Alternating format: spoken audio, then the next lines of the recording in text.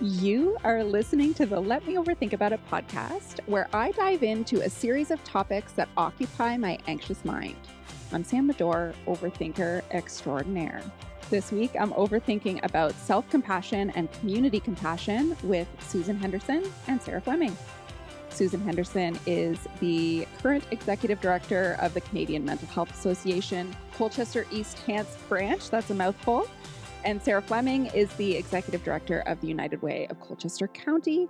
And I'm so excited to have you guys here. Yeah. We're recording this conversation live, being broadcast on Zoom to some folks who are watching from all over Nova Scotia through the Canadian Mental Health Association of Nova Scotia. So thanks for being here, guys. Thank you for having us. Thanks so much. It's exciting. I'm excited. I feel like we have our pal Jan McFarlane behind the scenes to keep us on track time-wise, because I could sense that this conversation could just go off the rails. So we're gonna... I mean, maybe.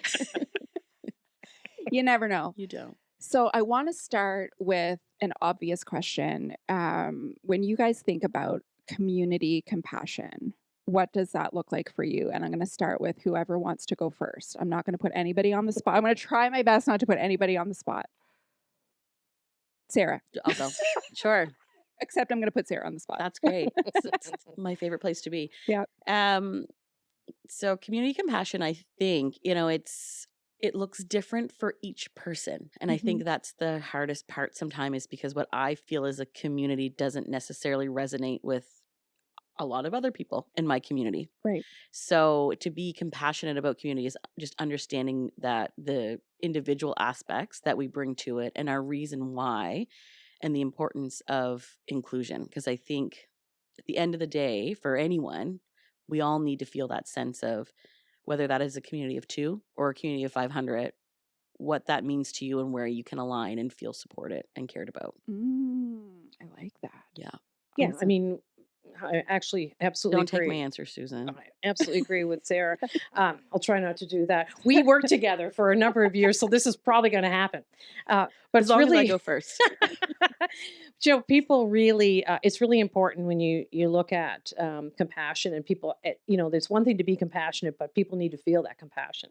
So it can be sort of put out into the universe, but it's not picked up by somebody or in some way, then I wouldn't say it's useless, but it doesn't, it's not getting the right impact. So, we all really just want to be seen. It's so, like at CMHA, when we have our social club and people come in and they say good morning, and you're saying good morning back, you recognize the fact that people just want to know that they're worthy of being seen and that they're worthy of kindness and compassion. So for me, a compassionate community is a community that just puts that out all the time, and people can pick it up. So where they want, right? It's and it's everywhere. It's in every door, in every place. And that we're constantly, as a community, trying to figure out, how can we bring that compassion? How can we see people, like Sarah was talking about, in terms of diversion or diversity? Yeah. And making sure that we include everyone in that, no matter where they come from. It's a really good point, and I hadn't thought about it, where it's like you can put it out there, but if it's not resonating with anybody, then you're just really serving yourself, thinking, I'm being compassionate, or this is my definition of helping someone, or being supportive, or being a listening ear. But really, it's about gauging from the audience what does compassion look like to you, and to offer that. I've never thought of it, I don't think, in that way from a community perspective. I like that. Well, Sarah was saying that it looks different. For example, if you're looking at a safe drug treatment place or safe drug injection site, right? That is a compassionate community service that's offered to people who are addicted to drugs and need that kind of safe space. Otherwise, they're doing it in a street corner, down a back alley, using needles that are doing dirty. It regardless. Exactly, they're doing it regardless. So, but somebody else might look at that and say, "What? What are you talking about? How could that ever be a compassion? You're actually contributing to the problem." So that's what I think you meant when you were absolutely talking about that. Yeah, I think we're all deserving of that kindness. And I love, because as you mentioned too, I worked for CMHA for quite a while, and those folks I still see. When I'm out for a walk or doing whatever, and they remember me and I remember them, and it's nice to have that shared. And now I can give them money or buy them coffee, and I couldn't do that before as a staff person. Exactly. So I'm sure that's probably why they remember. But you know what? It doesn't matter, and it's always good to see those folks and know that they were at one time part of my daily community, and now they're sort of part of Yes. my greater community. Yes. That's And I like that too. Mm. And what part does compassion for yourself play in that, if any? If you like, so in order to be that person who sees those folks and buys them coffee or whatever that is, how much of compassion to yourself and compassion for yourself does it like plays into that? Does that make sense? Mhm. Yeah. And I think it often takes a lot of self compassion because if I'm not in a good space, I'm probably more isolated and grumpy and not wanting to um, seek attention from another person because I can't, see that in myself, or I feel like, we do become a lot more, we're just sort of thinking about ourselves all the time and not maybe like somebody would benefit from the high or anything like that because I can't get out of my own way. Right. Yep. So if I'm not feeling compassionate for myself and even if I am, and sometimes it does take that, like if I am struggling to go, I bet you even just a walk sometimes can Mm, help. And then let alone you see someone and have an opportunity for connection, it's a huge way to turn your day around. So I think having self-compassion is a huge part of even just recognizing the need for community compassion. right. Yeah. It's almost like if I was in that situation, what would I want to be treated like? Yeah. What would Yeah. I need? Yeah. It's interesting because you get into this work, I think, because it does feed a part of you, Yeah. that is about compassion and kindness to yourself because it's interesting. It's almost like you get that from the people that you're supporting when you may not feel that yourself. And so as Yeah. you're saying, you can like turn your day right around. Like I get Monday morning, forget it. You don't talk to me in the car, but once I come into the building and you're getting hi, good morning, how's your weekend, all those kinds of things by the time half an hour's passed around, you're like, I've completely forgotten about my bad mood or the fact that I didn't really want to come to work today because it fills you up when you get that. It's like a reciprocal Mm-hmm. thing. Yeah. And how does that? I agree 100%. And I'm wondering how that plays into this conversation during Mental Health Week. Like, what is that? Because sometimes you can't get to work. Like some days, Mm-hmm. some mornings, it's like, okay, I have that feeling. I'm like, don't even talk to me, whatever. And sometimes it's like that is enough to inform your day, and that's enough for you to say, I'm calling in sick today, and I'm going under the covers. How does the that and the reverse of that play into this conversation about compassion and mental health? How do those coincide? So for me, and it's my learning curve of that has been, so before, if I needed to take a day like that, I would just beat myself up all day long and Yeah. just go further and further into just feeling horrible. Hmm. Like you can't get it together, like all those defeatist thoughts.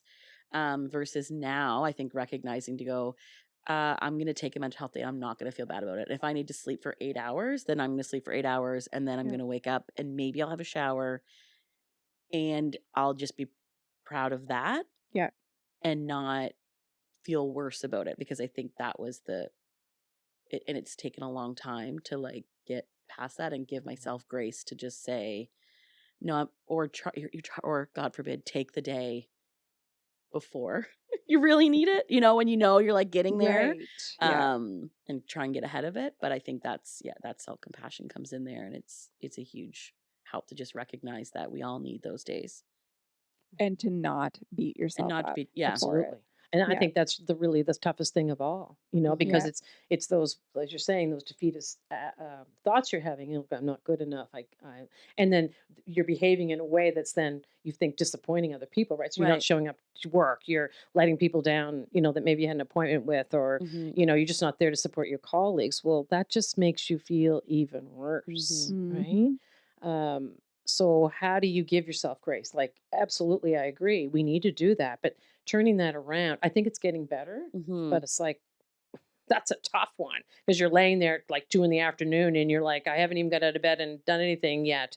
And I know there's a big meeting at work and I know they're running around trying to get ready for that. Anyway, it's a really tough one. Like Mhm. how do you give yourself grace when you really don't feel like you deserve it? Mm. Oh man, I'm gonna throw it right back at you, There's the next question. Susan. How do you give yourself grace? Ooh, How do you? I mean, because and some days, obviously, with all of this, there's caveats to all of this. Like some days are better than others, right? Like absolutely. that's just the reality. But how do you, in the moment, in those moments when it's like I am beating myself up and I am feeling guilty and I am worried about what's happening or let fall off the whatever. How do you in that moment allow yourself or show yourself grace? Is it possible? Maybe sometime I think I have to reach out to friends. That's when I think the supports in my life are the ones that then Yeah. repeat that back to me, because as long as I communicate and share that this is how I'm feeling, that's when they would be the person to kind of kick my butt and say, come on now, you give this to other people. Like they would present me with the reality and the facts. Like you give that space and that grace to other people. Why won't you give it to yourself? And it's such an interesting question, like I hope that people know me as a generous person, and I certainly want to try to change the world through my kindness. That's how I was raised, right? And I'm blessed to work with people the same, but how does that actually work and translate on a daily basis when the world gets to you? Yeah, it's a tough one. I could probably write a book and make some money if I knew that answer, right? You could write a book. And it's funny that you say that about reaching out to your support system, because I think about both of you guys, and just for context, we've all known each other for a long time. We've all talked about our mental health together for a long time. So it's so funny because Sarah and I, especially, we both currently work with United Way. Like I might have the exact same conversation with Sarah today, trying to say to her, Sarah, just don't beat yourself up about it, blah, blah, blah. And then tomorrow it might be the exact reverse of that conversation. Or we just spiral together. We are the But at spiral least you're sisters. together. Yeah. One or the other. Those are the two options. Either way is fine. But it is funny how in the moment, you know what it takes to, and you should, I'm going to use should in quotation marks because I hate that word, but you should offer yourself grace and all of those things. But sometimes it does take that outside person telling you, because because I'm going to tell you tomorrow that you should do that. And you're going to tell me the next day that, you know what I mean? It just kind of goes back and forth with that support system. But we do without each other though, right? And I think too, for me, it's that's sometimes when I just am the back to basics. Even if it's the 5 things you can see, the big G, gratitude. Yes. That, I even hate hearing myself say it out loud. And I hate when someone else says it to me. There's nothing worse when you're feeling really bad and someone's like, well, what are you grateful for? Yes, just 3 things. You have a lot to be grateful for right now. But I will do that to myself. And it's I will, or I'll catastrophize things and then bring it back and then it's okay, what's the worst that could happen if you go brush your teeth right now? Right. Let's just try it. Yeah. It's so funny that you say that. And it's so funny. So, and I think I talked about this on a recent podcast episode, but I'm going to do it again anyway. But when we talked about, there was an event that we had, and there was just this big deal. I'm just going to call it right out. It was 50-50 tickets, and we didn't have enough 50-50 tickets. I almost cried in $3 Emmas. I have 50-50 tickets in my office. Well, you should know where that. Were you? You could have called me. I would have been on Facebook. It was bad. It was the end of no. everything. It was bad. We were so worried about these stupid 50-50 tickets. And then the Legion ended up having some, problem solved. But in that moment, it's we're so worked up about that. But then literally 5 minutes later, it's not even a blip. It wasn't. We had a great time. Right? And then the next day, it's even further away. Yeah. And it's you don't even remember that it was devastating. I literally almost cried. I had to leave the door. I was I'm going to cry in the store. Because there was no more 50-50 tickets. And it was the night of. Who knew? Who knew? Dollar store Walmart, always the dollar has. stores, none of them do, just in case. If anyone's listening and wondering, please. Just come and see me if you need 50-50 tickets and you can't find them. Or order them online, because they are not a last minute purchase. I came to find out on the night of needing 50-50 We all tickets. learned a little something that night. Sure did, But the other part is too, it was hopefully a bit comforting that I was sitting on the other end of the phone, talking to the Legion, and we had Sylvia helping us too, our friend Sylvia. And so, but that support system was there. But just, it's so funny to me to think back and be why did that even matter? Why did something so insignificant? Don't we think that all the time? And I think though, for me, even in the moment though, it was the real feeling I disappointed. That was my, I should have had this. I was, I should have been on it. I was ready. And then I was disappointed in myself, and I felt like I was disappointing other people. And this idea that the night would be ruined because I didn't plan. And then it comes all of those pre-existing thoughts that we hold, or beliefs of ourselves. They all come back up. You're disorganized, this is what you do because you don't pay attention, all of these things over 50-50 tickets, and you're crying in a dollar store. But and that's what it is. I think it's like it's a little thing, but it's those big voices that get real loud when stuff like that happens. And so in that moment, what would it have taken for you to show yourself some compassion? Finding Or 50-50 tickets. is that it? I probably would have been like $7 million. Sure, I'll take them. Yeah. There you go. Or does Probably. it take after the fact to? And I think that's probably what it was. Yeah. And a lot of just like, well, and in that too, I was like, the worst that's going to happen is we're not going to sell 50. Like, it really like it took that like it's not a big deal. Right. Even while it was a big deal, it was still like, so what happens? Right. Like, we leave and go home? Well, I wanted to anyway. Like, I had a great night too, by the way. But that's what it felt like. It was at the Melatones. We danced the night away. We had a It was fun all time. good. Yeah, yeah. But it's that Excellent. like moment of like, I'm just gonna, and I actually by accident text a friend, but I meant to text Sam, I'm just gonna go home. And she was like, What are you what? And I talking- was like, never mind. And now the moment's gone.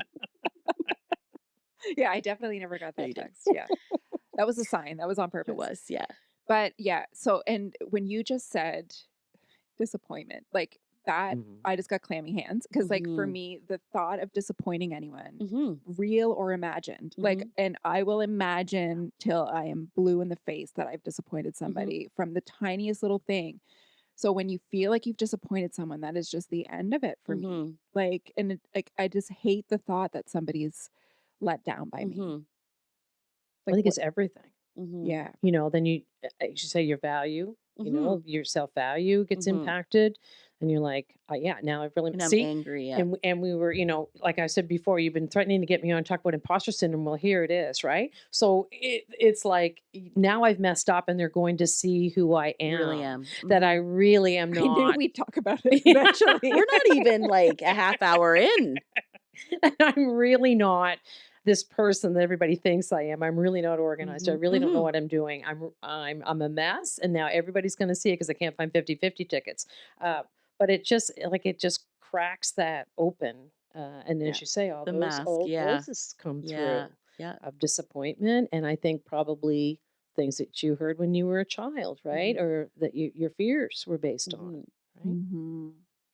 So much is based on that. Like when you really hone into it, it's like, you know, and of course this comes up in therapy too, where you're like trying to sort of trace it back to that first feeling of when that came up for you. And it's so much of it is from family when you were a kid, from school when you were like all of those feelings kind of get drummed up. And I don't think we're taught to love ourselves. That's Like, a I great don't point. think, and that's not any disrespect to any parents out there who are Hey, listening they're struggling or with the to, same things. yeah, Right. They have Yeah. the same it's why it's voices. generational. Yeah. Yeah. Yeah. because I think in the moment, if we as kids, because again, we say so much of it is draws back to being kids, if we're not taught as kids to just fluff that stuff off and not, and to love ourselves through those mistakes and those fumbles, or even if we do disappoint somebody, if we had those skills, it would be easier now. I think back to my childhood, and I'm not, you know, it's like it was those moments that were almost like, it was like, I want to say I manipulated my behavior to conform. Does that make sense? 100%. Yes. Yeah. So that when I do those things, it was like a function of learning lessons and growing up. And this is, you know, who you're supposed to look like and be. And you learn it through that, so almost through those painful experiences. But then they never go away. It's like we keep revisiting that stuff. And I don't know, is it like torture, or is it like, okay, you need to conform. Don't step over that line, because if you do that again and you step over that line, then you're going to be rejected or you're going to lose something. So I don't know. And it's nobody else is doing it but myself. I'm the one that keeps bringing that up. Right. But yeah. And what's that based on? Something that probably like the 50-50 tickets, which is so out of context. Totally. Yeah. Was something that happened to me as a child that I can't even remember what the memory is, like you're saying. And but yet I had this line that I've created as this test my entire life that I put myself against. An arbitrary line. And to think too, like, what's a big deal when you're 6 or 16 versus what's a big deal at 41 now. But if I'm carrying those big deals with those emotions as a 6-year-old, then they are going to seem a lot bigger than they in the reality that they are. Yes. And so it's how do we unpack that internal family systems, by the way? I will say it's a fantastic methodology for therapy. Big fan. Shout out to my therapist because she's awesome. But I think because it helps you go back there and like Mhm. I don't need that 6-year-old to carry that anymore. Like I'm 41, I got it now. And so you can relax and just take it easy and, do what 6-year-olds should do. And you don't have to wear that anymore. Mhm. And it's been helpful now, like That's such a to good go, point, though, because great when you're 6 years old, you can't do anything about it. no, You have no you control. are Yeah, powerless. it's just happening Yeah. to you when you're trying to Mm-hmm. react or Mm-hmm. respond or whatever it Yeah. is, make your way through it. Mm-hmm. But at 30 or Mhm. even at 10 or 20, Mm-hmm. there's control over it. But Mm-hmm. we Yeah. tend not to do that. We tend not to, take mastery over it. Mm-hmm. Hmm. How do we support people like that in our day to day though? Like, so you're doing the internal family systems through therapy, like, because sometimes, sometimes people just need to feel it, right? They need to Mm-hmm. feel the bad feelings. They don't want somebody, like you said, they don't want somebody coming up and being like, what are you grateful for Yeah. though? It's not the worst thing in the world, like whatever. Yeah. But like, how do you show up as that supportive person? Maybe it's someone who can't afford to go to therapy Mhm. and they don't have that, whatever. How do you become that support person for someone without crossing any kind of boundaries or seeming like, the all-knowing Yeah. person? I think just creating space. Mm-hmm. Like so often we think we have to have the answer. Right. Mhm. Yes. Well, are they looking for an answer? Maybe. But I mean, Mhm. the best answers that I've ever found have been inside me after Mhm. I've chatted with somebody who's helped me. Like, see that stuff was like a big ball of yarn or big ball, it's a messy ball. And then somebody helps you pull that out and make a nice little skein out of it.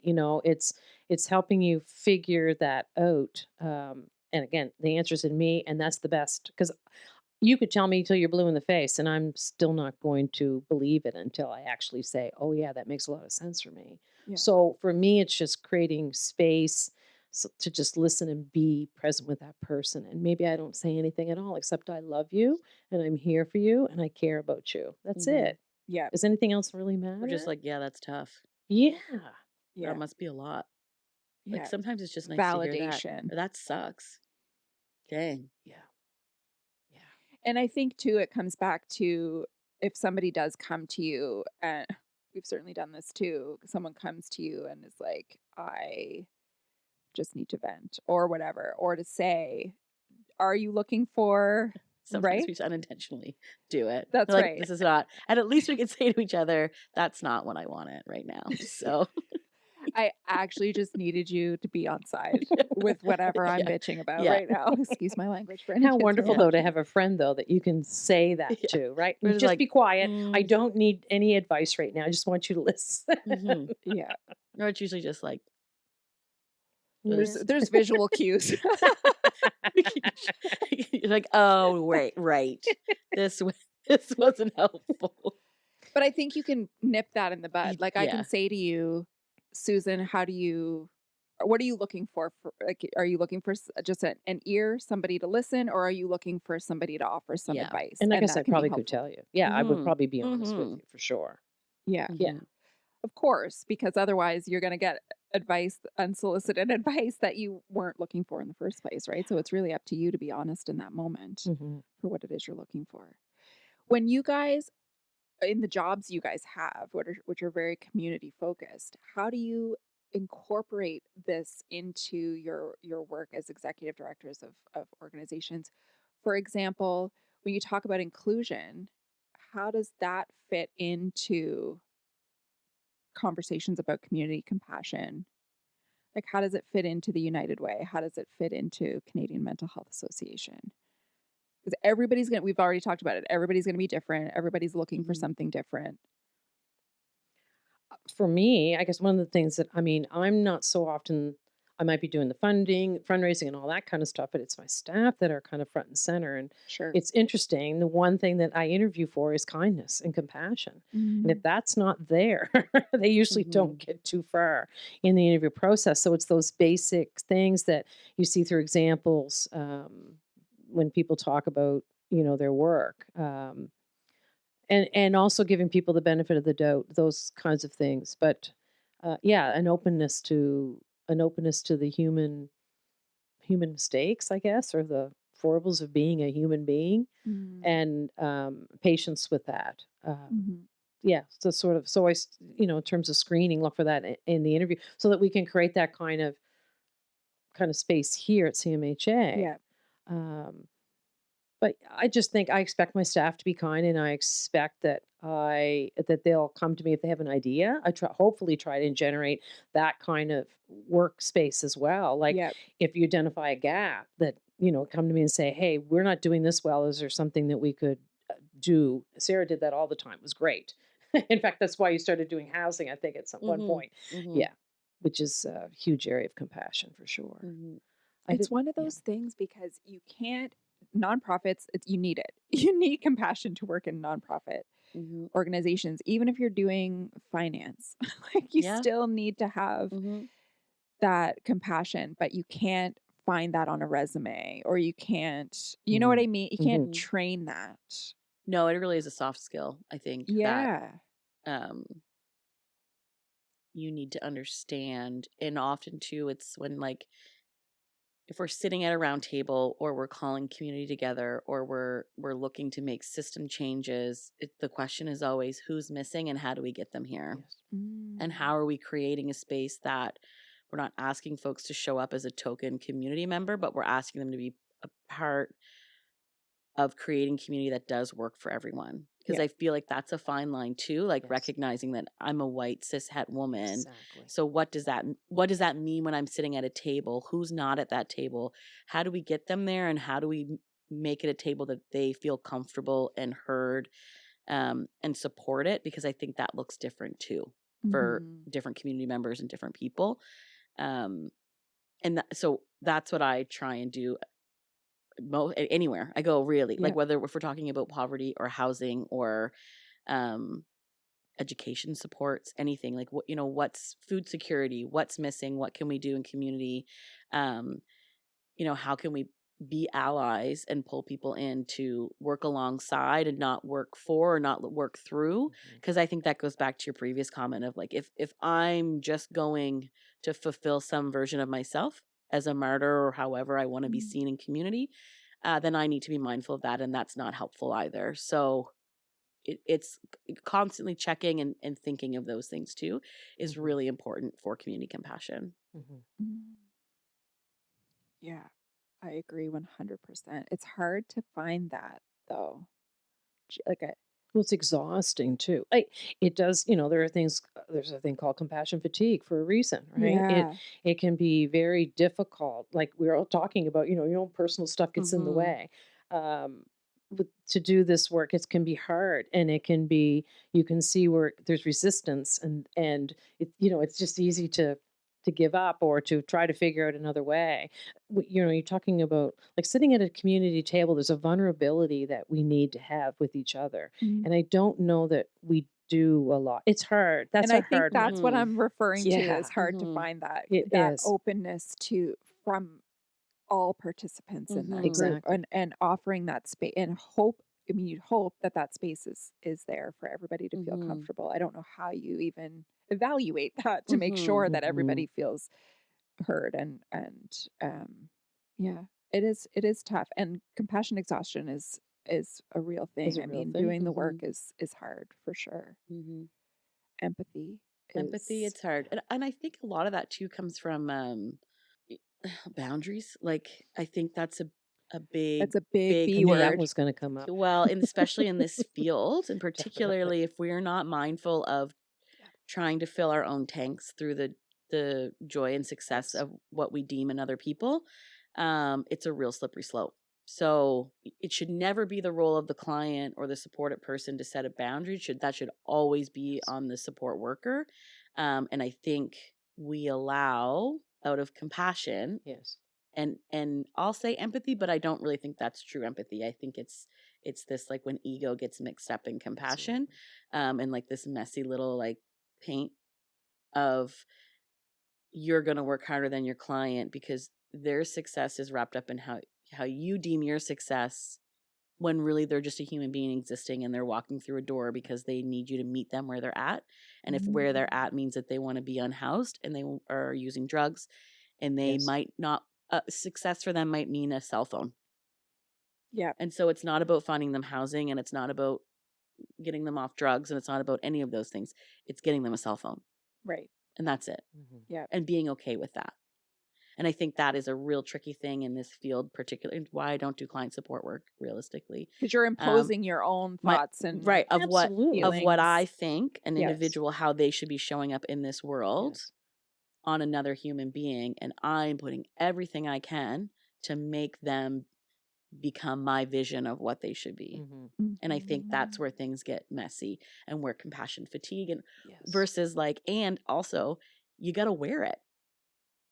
I won't go into it because it's a confidentiality with my own family, but I will say, it's really easy for, not to say Susan ever did this, but as a supervisor to go, hey, your clients, like, they're not getting housed. No one's moving off this list. Like, we need to show funders that we can house people, or we can do this, or, we can do these things. And the reality is that if those people don't want that, then that has to be okay. And sometimes I think you have to wear that as a support worker, or as an organization, or any of those things, and be comfortable sitting in that and going back to a funder or whoever and saying, we're not operating at the speed of your quarterly numbers. We're operating at the speed of human beings in this community, and we know what is needed, and what is needed is not what's currently available. And so we're working on this side to make sure that those things exist. And the success is in understanding that. Absolutely. It's not the end result that everyone thinks it should be necessarily, but the success is in, I understand my community. Right. Because we're having these conversations with the right people. Yeah. And it's not linear. Right. Yeah. Yeah. Few things are. And I'm thinking about your comments, particularly in the light of the mass casualty, that people needed to, I want to say, they needed to withdraw. And I hope I'm using the right words. And I certainly don't want to offend anybody. But as a community, I remember asking other people to give us the space that we needed to figure out what the heck it was that we needed. And because everybody wanted to rush in with different things and do this and do that. And as a mental health executive director, people were asking me that. And I didn't have any answers, because I thought, I don't have the answers, and it's not even my thing. We need to talk to people when they're ready. And so, we needed to give them, and I don't think we did a good job at this. Oh my God. Consultation overload. Exactly. To give them the grace and the space and safe spaces to be vulnerable and to figure out what it is that they need, and then to encourage them to put boundaries in place in a healthy way. I think boundaries were put in place, but in an unhealthy, not in an unhealthy way, but out of a result of people having to demand those to protect themselves and the pain that they were going through. It was really hard watching that. And I think we're still in that as we, we start clawing. But I think there's a huge lesson for us to learn there as service providers about how do we show up, when do we show up, and why are we showing up, Because there's the flip side. If you're not doing something right away, there's the criticism or critique of not doing something right away. Yeah, that's right. But then if you do, and you do the wrong thing, isn't that worse? It's in worse. a lot of ways. I think so. Yeah, but at the same time, I think that pressure to do something is there. So then people just push through, but it's not necessarily benefiting. No, it might be benefiting a funder, because they can say, Well- "Oh, great, we did a good job with that." But really, when you look at people and the humanness of everything, I don't think we are. Yeah. And I think that's exactly what it is for me too, is that funders, government otherwise, wants to go in and say, we gave a lot of money to this, which is awesome. It is awesome. But if you only have 12 months, or it comes with very rigid, or even just the and I mean, we're funders, that's what we do. Yeah. And I recognize that. And I'm so thankful for the donors that want to support United Way and all those things, because we couldn't do the good work that we do without it. But there's for a fine line for me too, of with pictures and stories and sharing and all of these things, you want to highlight the great work being done. But I am, and I'll say this in any room, so protective over the agencies and the folks that are supported that it's a real struggle for me to do the song and dance. It's tough. It really is. I'm great. I can show up in community, lots of other places, but ask me to bring someone with lived experience or any of those things and offer their voice, I get really, it feels icky. uncomfortable. Yeah. Why is that? I think for me, you know, when someone's living and experiencing poverty, the last thing that they need to, and this is another thing that I will say at tables too, is, we're asking for folks with living, is there a stipend for them? Oh my gosh. Yeah. What's available? Is there childcare available? How much are we valuing their input? Because we're all being paid to sit here at this round table. Mm-hmm. We're going to ask someone come in. We're going to learn from them. What is our takeaways going to be? Because it's also not a good use of someone's time who's just trying to stay alive and keep their lights on to come talk to a room full of people about what it's like to stay alive and just keep their lights on while we deliberate and come up with a community plan, or find someone to consult and ask other people what it's like to live in poverty, to make sure that that's the truth about, like, and then Dehumanizing. it is dehumanizing. And then we have a changing government or a book that sits on a shelf. Do it all over again. And that's it. Yeah. And then 5 years later we go, oh, what about, we should consult people about this. And I mean, I sound like I feel really like I shouldn't speak like this, but I think it's the dichotomy of the sector is loving people and loving community to the point that I will show up, I think, until the day I die, while still knowing that it's broken and we can do better. Oh man, that's a really good way to end this conversation. And we're done. Sarah. The end. That is good. I like that. But we're not going to end there because I had to ruin it.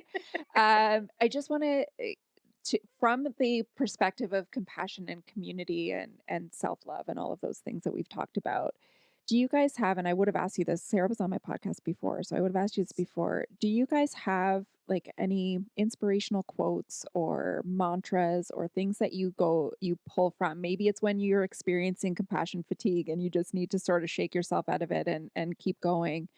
Is there a quote or anything that you guys might go to, pull from? I can't remember what it is. I have to read it, but it's the one from Mother Teresa. Yes. People might, I can't remember what it is, but basically you do good anyway, right? Because really it was never between you and them. It was between you and God. And to me, I interpret that to be, we talked about, me and ego, or me and doing the right thing, or whatever that is. But removing myself from the situation and doing good anyway, and not expecting to have this, gracious, oh, thank you very much, appreciation stuff, because that doesn't matter, Years ago, I made a donation to somebody, and like a practical donation. It was a meal, and it was a piece of a vehicle that they needed. Anyway, and we just quietly did that without any recognition, and it was the most precious thing to me. Now I've said it because it's out there. Okay. But doing something and not expecting anything back in return is the most delicious thing. And I think we need to do that in our work, right? That's exactly what we're talking about. So that's where I go to, because we do expect when we pour our souls into something, or we do expect when we work really hard with someone that we'll see change. But like you're saying, Sarah, maybe we won't, but maybe it'll happen down the road, or maybe it never will. But that's not on me. Anyway, it's just, I shouldn't expect that reaction in order to make myself feel better and feel great about my work. Right? So you remind me of the quote that I love, and I'm not going to say it right, but it's like, we need to plant seeds of trees of shade we'll never know. Yes. So that's what we're doing. We're planting seeds. We might not see the trees. We're not going to know the shade, but to know that it's those little things that we're just putting out to the wind and like hoping they catch and hoping they stay. I love And there'll be that. I've lifelong not heard change. that one before. I love did it. not make that. Sarah Flemming. Sarah Flemming. It's actually, Sam, it's a direct quote. Yeah. And I never heard it anywhere. It just came to you in this moment. You were inspired. I love it. Yeah. Yes. Love it. Listen, thank you guys both so much for this chat. It's been really great. I say this all the time, but I could have gone on and on and on. I just knew I had to end it somewhere. Thank you so very much. Thank you. Thank you very much. It's been great chatting with both of you. Not too many incriminating sound bites. We'll pull Sorry all to everyone. Yes. We apologize in advance. Thanks so much. Thank you. Thank you to Sarah and Susan for overthinking with me about self-compassion and community compassion. Thank you to Canadian Mental Health Association, Colchester East Hants branch, to United Way of Colchester County. to Canadian Mental Health Association Nova Scotia Division, and also to the Mental Health Foundation of Nova Scotia for supporting this podcast. Thanks for listening.